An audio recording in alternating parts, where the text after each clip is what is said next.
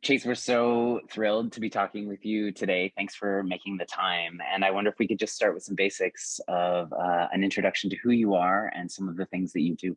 Well, I am so happy to be here. My name is Chase. I am a lawyer based in New York City at the National Office of the ACLU, and I litigate across the United States, challenging restrictions on healthcare, on school inclusion for trans people, do a lot of lobbying in state legislatures, um, and try to really engage in the law as a tool of harm reduction and think about, well, what is the way that law can be a narrative tool as well, and sort of how are we shifting the public discourse through the types of legal interventions that we're making, and also try to make people aware of how powerful public conversation is on the way in which law is created, and how it impacts our lives. So that's sort of an overview of my work.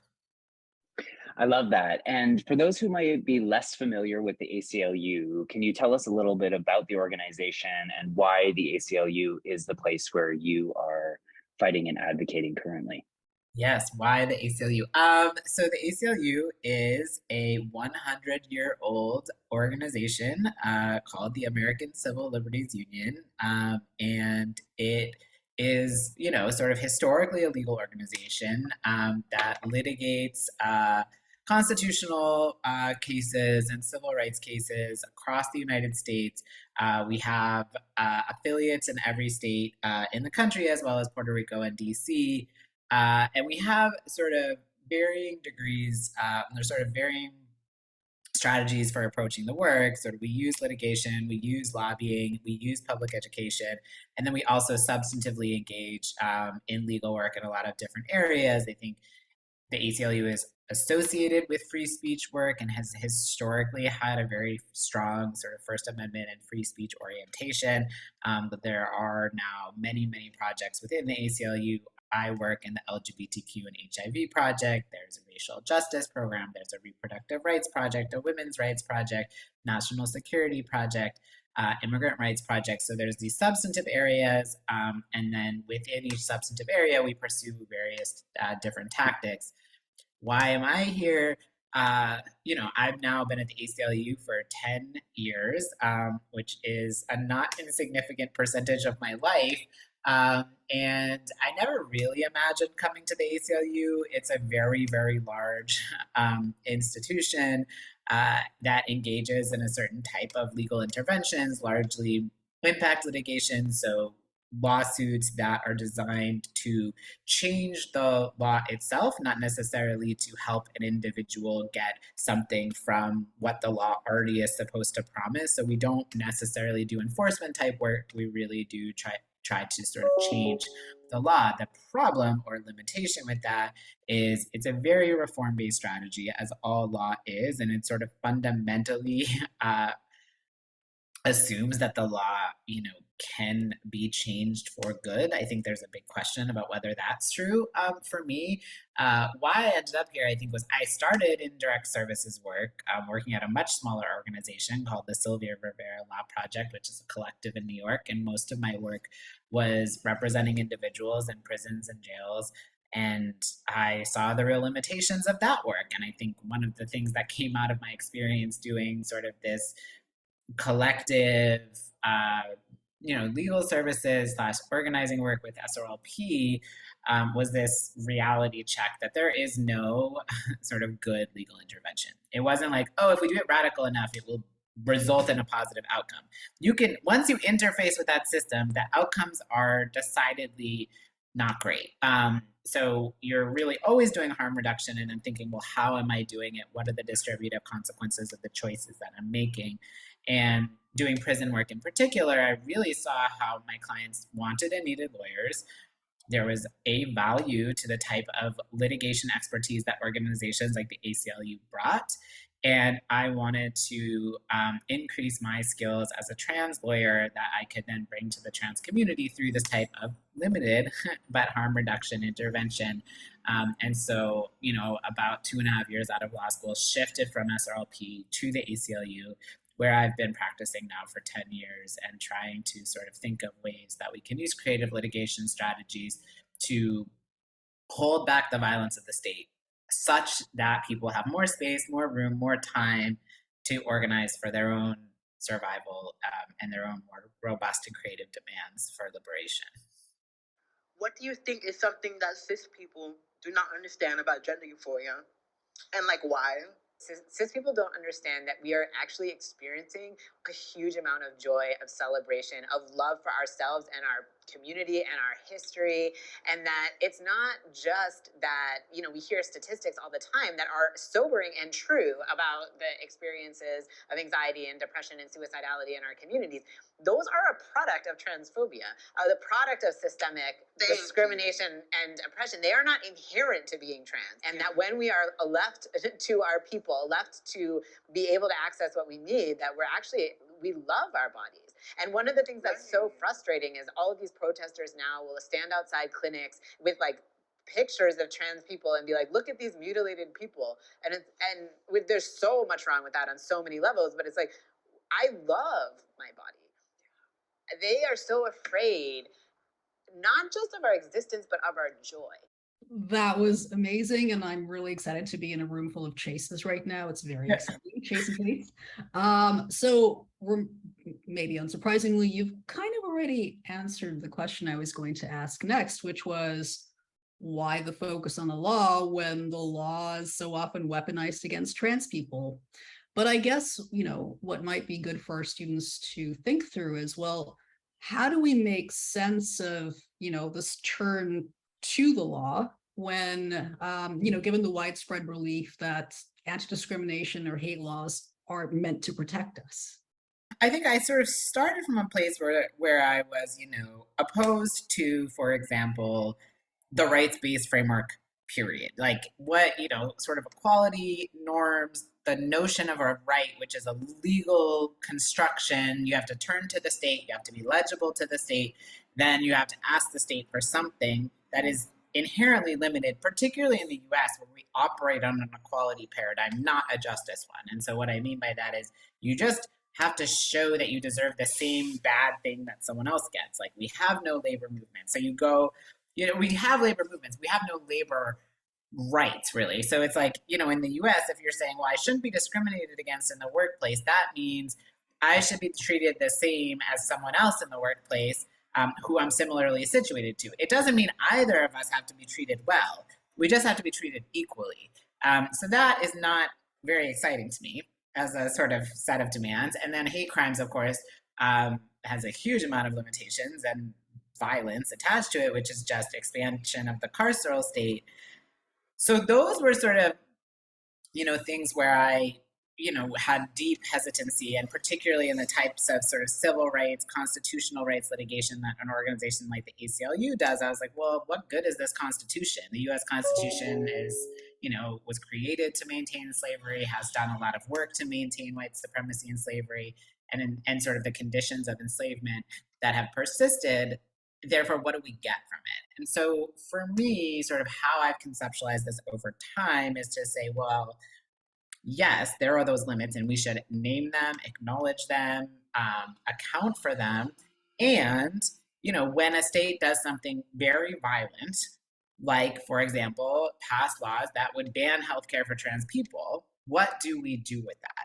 And so rather than looking to the law to bestow justice or looking to the law to describe conditions of liberation, I see my role as looking to the law to say, I am going to demand that you stop doing this particular bad thing so that people can live longer, live a little freer, have a little more safety and material access, not because the law is going to give it or the state's going to give it, because I don't trust those entities, but because we can give it to each other and to ourselves, and we can demand certain things, you know, locally or in other ways, but we can do that less if the state is killing us more. And so, you know, it's like, it's sort of saying, no, I'm going to stop this. I'm going to make it so trans people get a little more healthcare.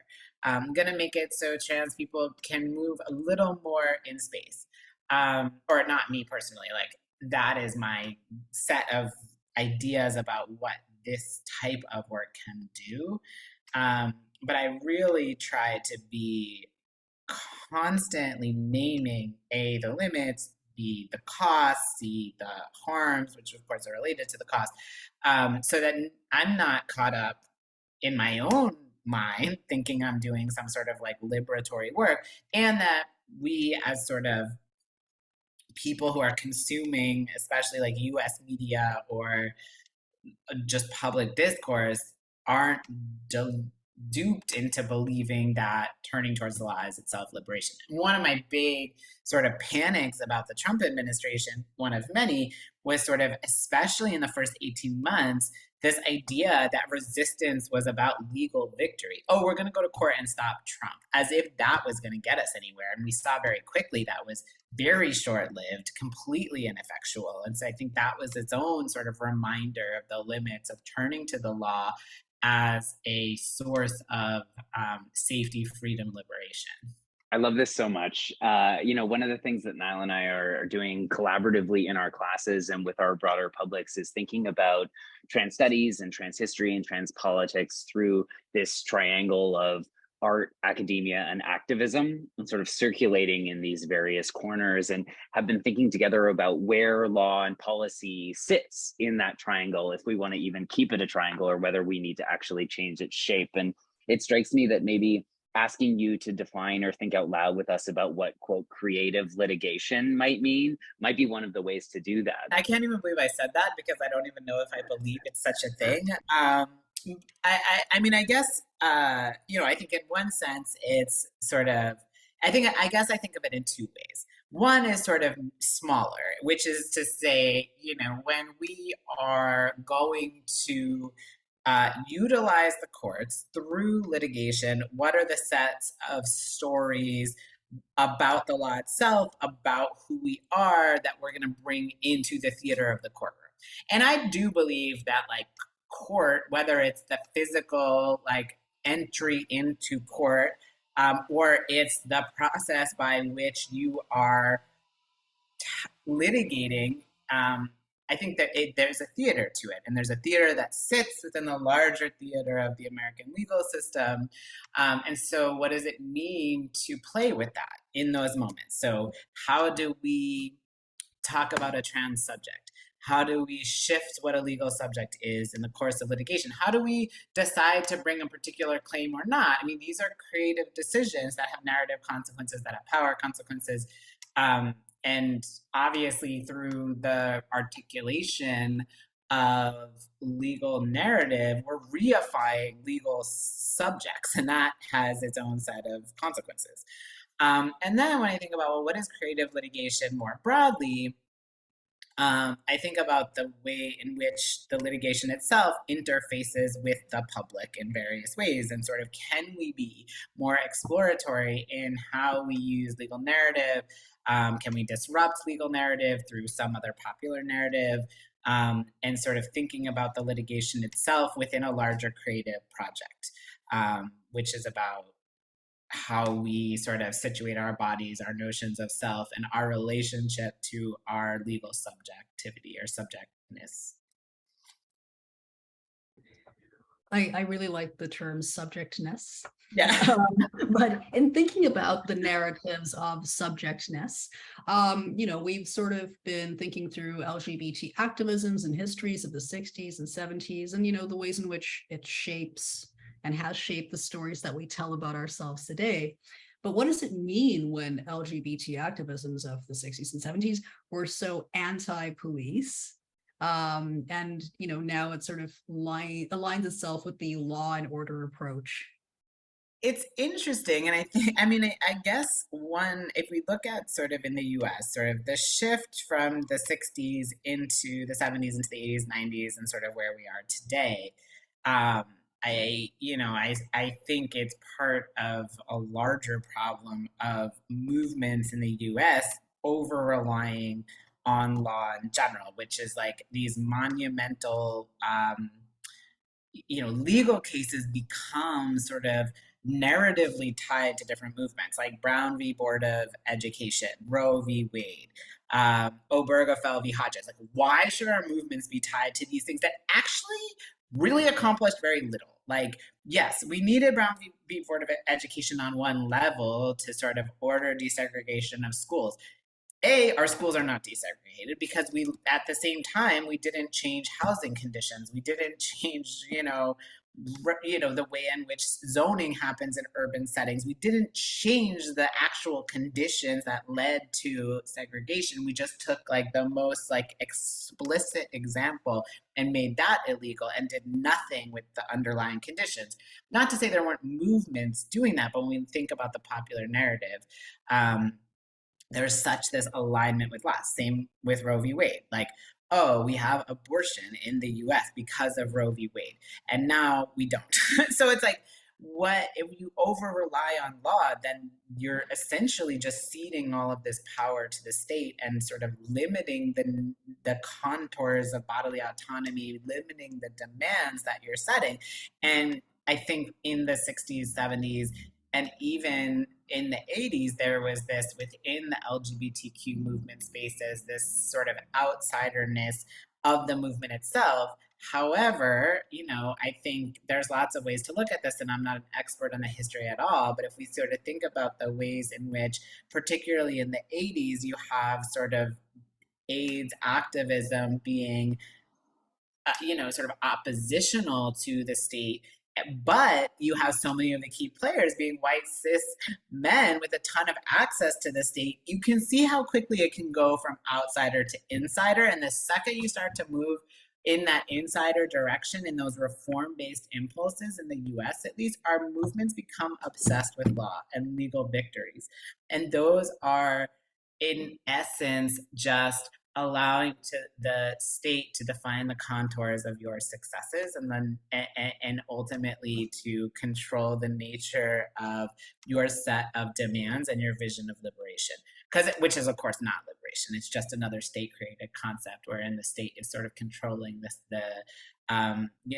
types of successes that are palatable and work within the status quo. And so I think sort of movements in the US being so closely tied to legal victories and legal strategies have sort of prevented any sort of mass disruption in the ways that we need.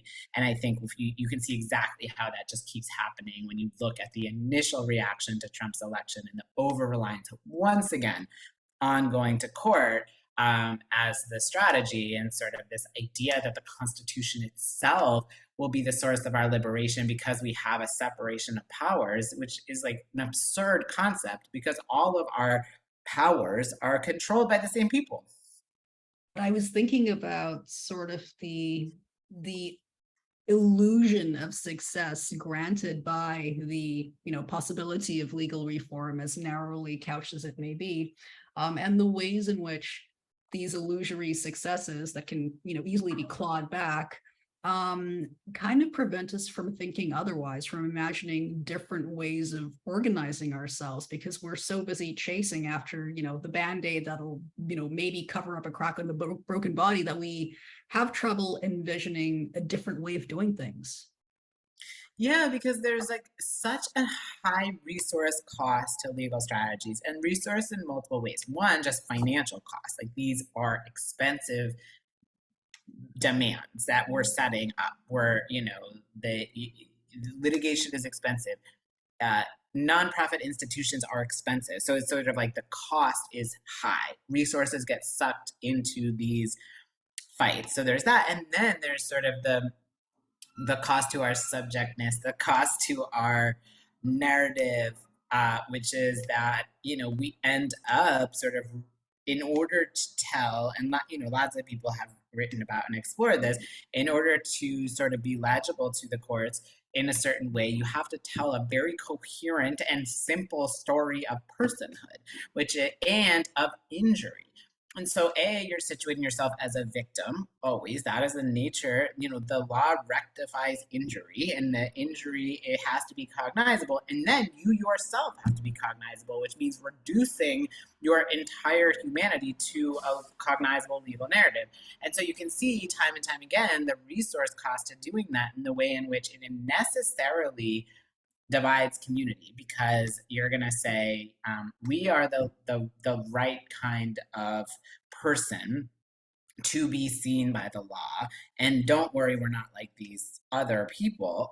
And that, you know, this thing is the salient thing about me, as if like we can have this universal salience about our identity and not complexity and nuance and things that shift in context. There has to be a fixedness, and it has to be coherent. And so then we tell these stories over and over again, we get caught up in them, and we forget how to be full, because the law demands simplicity. I mean, and it's so transparent, even in the way where, you know, the law in the US can't even conceptualize discrimination against Black women, because they're like, well, we don't know if it's your Blackness or your womanhood, so you lose, right? And so it's like, it's even that reductive. And then it's, you know, in the context of trans narratives that are told, it's very, you know, I am a boy, and I know that because, and you can see me like someone that is familiar to you.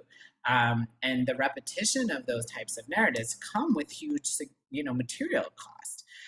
Not unlike sort of the way we reify simple notions of trans personhood in medical institutions. It's like the way in which the medical institutions are interfacing with the legal institutions, and all of a sudden, you know, we're all supposed to be this like single dimensional, completely not nuanced, injured being that is then turning to the state. And I do it all the time in my work, and I'm just like, what am I doing?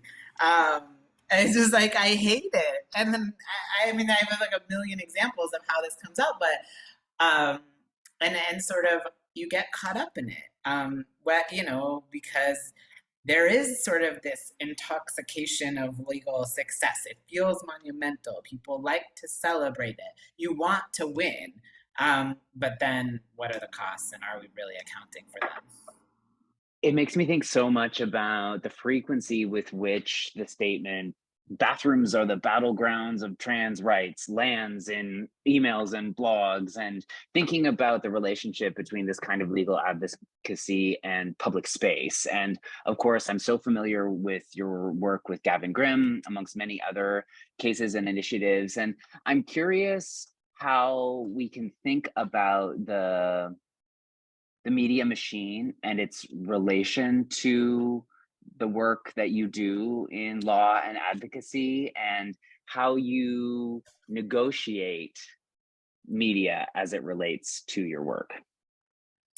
Yeah, I think it's sort of the centerpiece of the work in a certain way, which is to say, especially when you're doing, well, you know, big cases that attract a lot of attention, or that are going before a powerful audience like the Supreme Court. You know, part of the goal is to create the conditions in the public discourse where you'll win in court. So, what that means, though, is that you're not only telling this particular narrative to the 9 justices of the Supreme Court, you want the 9 justices of the Supreme Court to hear that particular narrative in the world that they live in the world that their children and grandchildren live in the world where their clerks live. And so that means also telling stories for a public audience, of which, you know, these people, I mean, they exist in a different world, but they still exist in our broader world, are sort of internalizing certain notions of transness, as just one example for my work, you know, are sort of hearing things in multiple ways in the courtroom and outside of it. And so we're using media in order to cultivate a set of conditions that allow us to win in court. So these things are totally and completely connected. There is no, you know, civil rights litigation that is independent from the sort of public contestation over our identities. So these things are not separate. They could never be separated. Everyone has always known that, even when media looked very different. Obviously, in this particular moment, we have lots of types of media: the traditional media, social media, the way in which, you know, different types of, you know, media production changes the information that people internalize. Like, it's obviously changed quite significantly over time, but the fact of the relationship between sort of like popular discourse and understanding and law, is so intertwined. That's always been true. And I think then there's just the reality that the way in which trans bodies and transness in this moment are talked about and contested in the media has such a significant impact on this set of, sort of legal and policy realities that we're contending with. So it's like, we're trying to influence the media conversation. The media conversation, whatever that means, we could obviously interrogate all of these constructions, but the media conversation is itself sort of creating the conditions that for the policymaking that then we're fighting back against. So it's like conversations about transness produce the bathroom bill, produce the healthcare ban, and then we sue over those things and try to produce a different conversation that then will be internalized differently. And so there's this like back and forth and sort of what happens and what are the material consequences of it and what is lost. Who's not being talked about? Why aren't we talking about, say, for example, the criminalization of sex work or the way in which violence is enacted on Black trans bodies in particular? Those things are then lost because we're like in this very abstract conversation, which is really sort of this tug of war between the production of the anti-trans policy making and the production of the pro-trans challenge to the anti-trans policy making. And I feel horrible that I'm participating in this really destructive set of discourses. And I also feel like not participating is not the right answer either. And maybe it is, and I think I really struggle with it. Like, do I extricate from it or do I continue to push back on it? And is there a way to push back on it without sort of reifying and reinforcing all of the very problematic tropes of transness and systems of power and all of the destructive ways that the oxygen is sucked into what is largely a battle among sort of powerful reductive discourses of identity? I'm struck by, and I'm really grateful for the things you've shared with us about the ambivalences and contradictions with which you do your work, because it is a very difficult place to be in. But I'm guessing part of what makes that possible is having a sense of what it is you're fighting for in terms of trans rights, which brings us to this question. What does trans rights mean to you? And, what can folks do to support trans rights, whatever that means to you? So what is trans rights for you? Yeah, I mean, I guess I would sort of try to shift us away from the rights framework in general. So I would think, well, what is sort of trans freedom or trans liberation? And is that sort of our capacity to, individually and collectively self-determine the relationship between our bodies and our identities and the public, and then within that sort of navigate the role of the state in both supporting and constraining that liberation, that bodily autonomy. So it's like that's sort of what I'm envisioning as the work, expanding the potential for bodily autonomy and self-determination. And I see all of the many ways that engaging in the law necessarily constrains that. I mean, and Chase and I have spoken about this in the context of Framing Agnes and the litigation I do around healthcare, which is to say, the anti-trans political forces, broadly construed, sort of have this narrative of trans healthcare. Well, first they start with a premise that like transness is bad and should be destroyed, and that trans healthcare is bad because it is not sufficiently gatekept, it is not sufficiently regulated, that people are getting too much care which of course for trans people is like comical because we have, and that's why it's all like, I feel like I'm just being like structurally gaslit all the time. I'm like, nobody's getting too much care. Like that is just a, first of all, preposterous idea conceptually.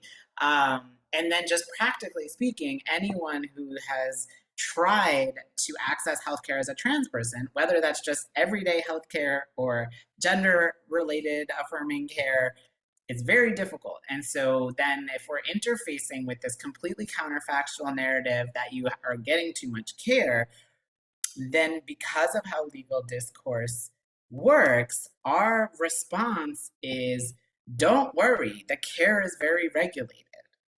Like, and therefore accepting the premise that overregulation of care access is a good thing.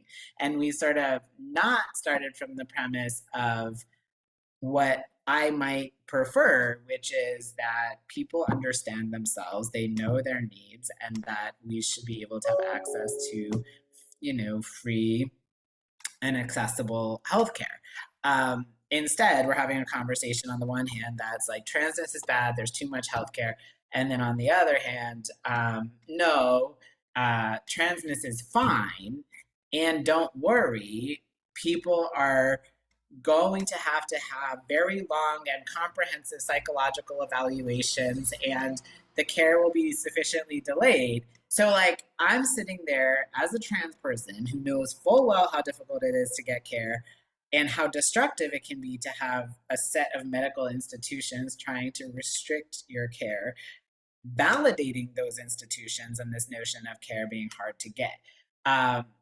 So this is the sort of reality that we're living in, and I would say, therefore, I am not working towards the trans liberation that I believe in. So when I am asked, well, how can people help? I think on the one hand, I don't want to say support legal work because this legal work is not fundamentally helping further this vision that I believe is essential. That said, I still think it's perhaps some necessary piece of a larger set of interventions that we have to be engaging in and with at all times. We just can't over rely on it. And so I would say part of what I want for people to do is to be curious and critical in these conversations. So when you're engaging, ask yourself questions about, well, why is this the conversation that we're having? And what does participating in the conversation demand of me?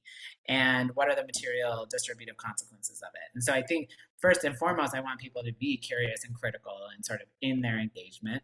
I want people to be redistributive at core, so that, you know, we are thinking about how can we redistribute money, how can we redistribute care, how can we redistribute you know, capacity.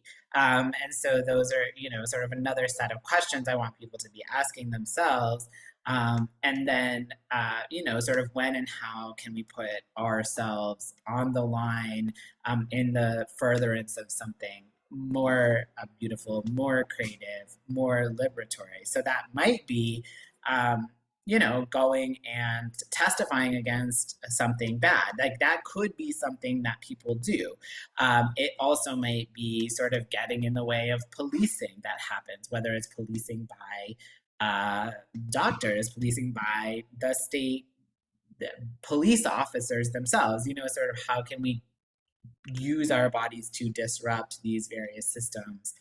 And I want us to start there instead of like, you know, go to court or donate to the ACLU. I just like don't think that's really the answer. And people will always do those things. You know, it's like, don't even, you know, worry. It's like this idea that, well, you know, we have to do the most normative privileged thing, because what if we, you know, it's like, don't worry about it, that will happen. Like if you have the like wherewithal and desire to do more, you don't have to do, you know, the most common reform based power aligned thing. Maybe just don't do that one and start dreaming up other ones.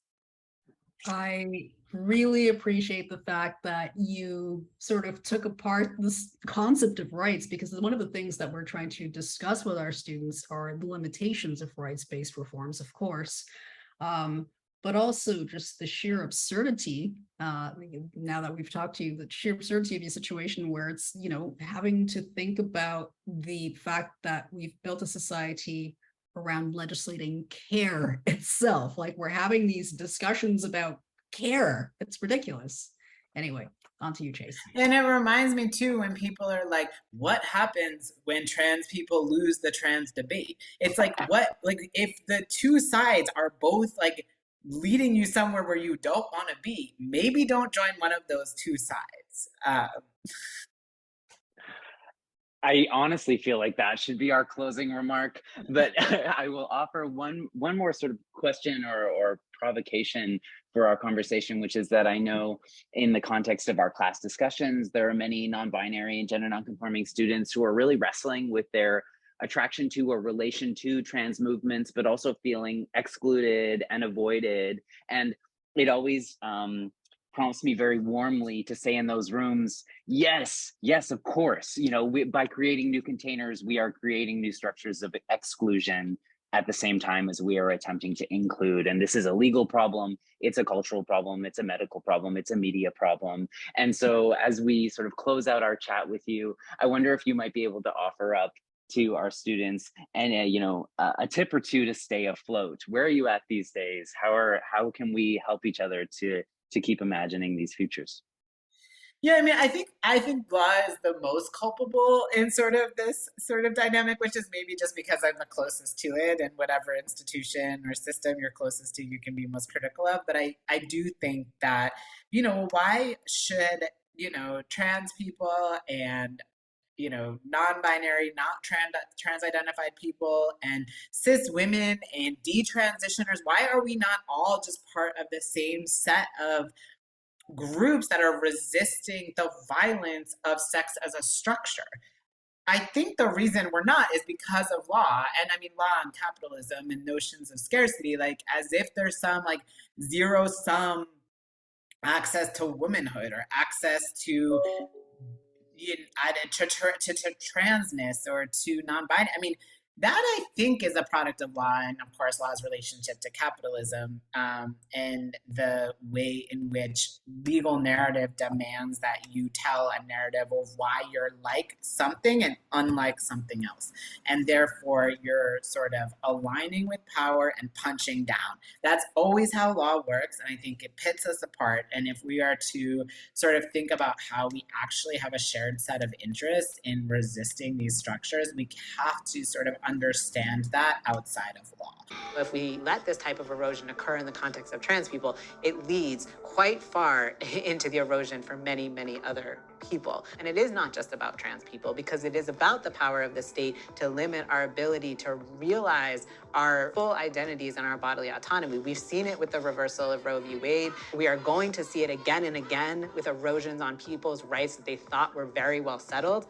My most exclusionary impulses come when I think about how the courts or the law is going to see something. You know, it's like, oh, we sort of talk about transness with this very binary construction of transness, because we were arguing, I will say, like, in my experience, this was true, because we were arguing like bathroom cases, and we weren't challenging the sex separation model itself. We were just trying to put people in the two boxes that the state had accepted as legitimate.